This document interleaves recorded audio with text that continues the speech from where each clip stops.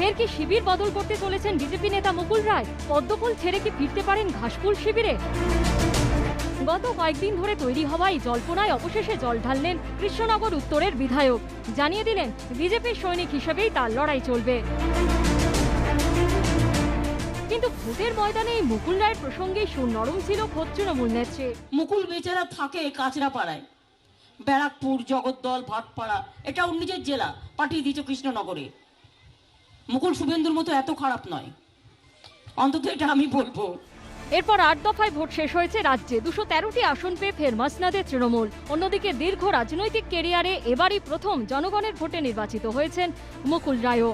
নির্বাচনে জেতার পর শুক্রবার পা রেখেছিলেন বিধানসভায়। তাকে শপথ বাক্য পাঠ করান প্রোটেম স্পিকার সুব্রত মুখোপাধ্যায়।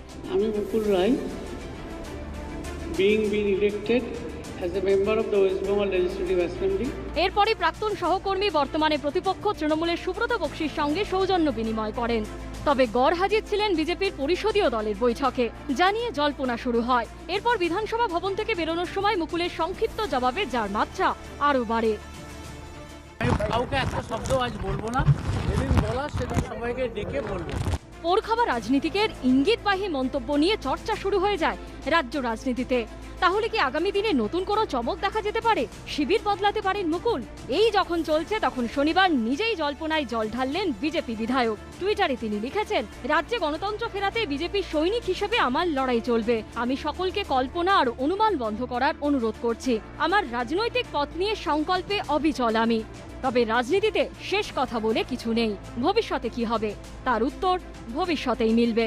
এবিপি আনন্দ। রাজ্য বিধানসভায় প্রায় নজিরবিহীন ঘটনা। ভোটে জিতে একই সঙ্গে শপথ নিয়েছেন বেচারাম ও করবী মান্না। এবার এলাকার উন্নয়নেও একযোগে কাজ করতে চান মান্না দম্পতি।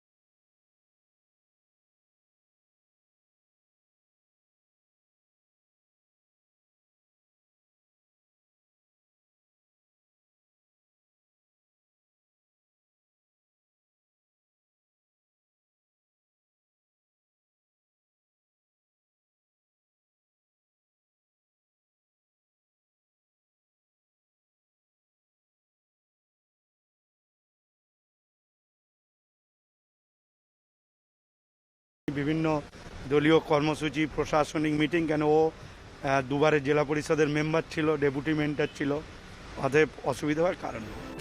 এদিকে বেচারামে ছেড়ে যাওয়া হরিপাল আসনে প্রার্থী হন তার চিকিৎসক স্ত্রী করবী। আর প্রথমবার বিধানসভা ভোটের ময়দানে নেমে বাজিমাত করেন জেলার মহিলা তৃণমূলের নেত্রী। ভালো লাগছে, আগে এসেছি ওর সঙ্গেই, এসে গ্যালারিতে বসেছি বিধানসভা দেখতে। তবে দিদির জন্য আজকে ভেতরে বসবার সুযোগ পেয়েছি, মানুষকে পরিষেবা দেওয়ার সুযোগ পেয়েছি। এতদিন একসঙ্গে সংসার সামলেছেন, এবার মান্না দম্পতি কিভাবে একযোগে এলাকার গুরুদায়িত্ব সামলায় এখন সেটাই দেখার। উজ্জ্বল মুখোপাধ্যায়ের রিপোর্ট, এবিপি আনন্দ, কলকাতা।